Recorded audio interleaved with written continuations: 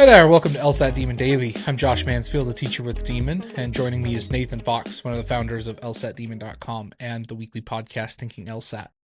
Nate, our email today comes from Victoria with the subject of RC predictions feedback for Josh.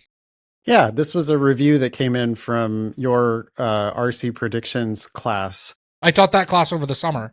Okay, yeah, I'm not teaching it anymore while you're in law school, but this was one of the recordings that students have access to. It said, rating 5 stars out of 5. I really appreciate this class/video and the walkthrough. I was of the opinion that spending more time on the questions was the better option, but after listening to Josh go through the passage and taking the time to think about each sentence and what the passage is really saying, I was able to fly through the questions and got them correct. This was extremely helpful.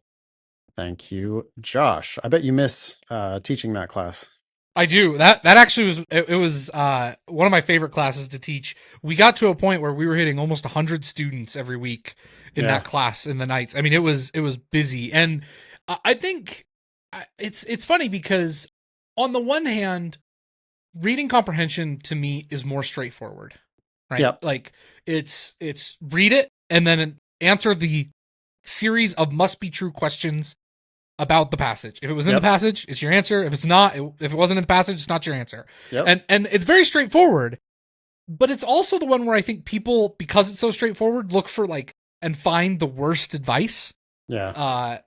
Because some of the pearls versus turds that I've heard over the past, 2 years, 3 years that I've been studying and working for the LSAT, I've seen people give just the absolute most atrocious RC advice.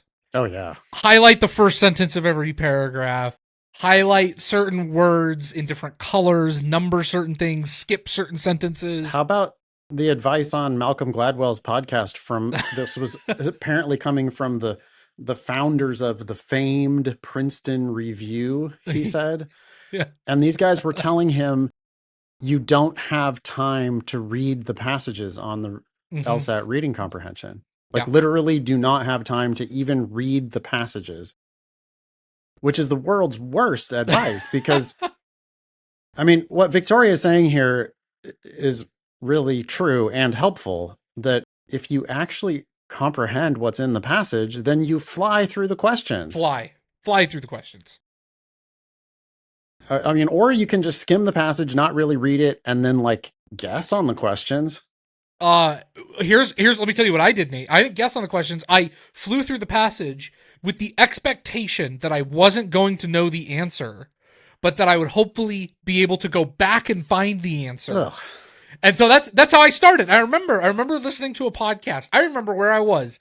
I remember where I was sitting, and I remember Ben going, you need to do the opposite. It should be 80-20, but 80% of your time reading, 20% of the questions. And I didn't believe him, but I was like, you know what? I'm going to try it. And that was my moment that I broke from the 160s to 170s. Yeah. This, by the way, I mean, it's, I think promising, helpful, advice, optimistic advice for people who say, oh, well, what do I do when I only have 5 or 6 minutes left? Should I skim? And it's no, because if you can read the passage frequently, you will be able to read the passage and actually comprehend it in 3 or 4 or 5 minutes without rushing. Just reading it carefully. 3, 4, 5 minutes is longer than you think if you're actually understanding each sentence as it goes in. And then you might be able to answer literally all the questions in 90 seconds. Yes. Because you just know what answers you're looking for. You're like, oh, I read those 14 or 15 sentences that were the passage. I understood them. And now if you're just going to ask me a whole bunch of questions about that information, I remember what you told me. And it's it's actually so much easier than people make it out to be.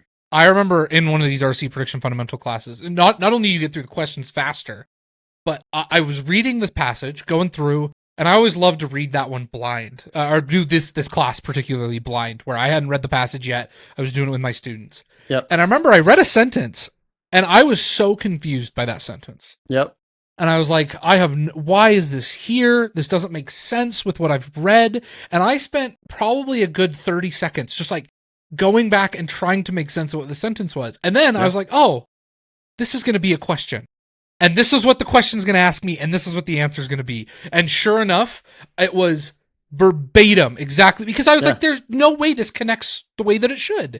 And in a world where you are skimming, every sentence seems equally valid. You're not asking questions of the author. You're not criticizing the passage and where you think they've haven't done a good job proving their points. And it would just, man, like RC is no fun that way. But when you do it the right way, RC is a blast. I agree. 80% of your time should be spent on the passage. They're testing whether you comprehend what you read.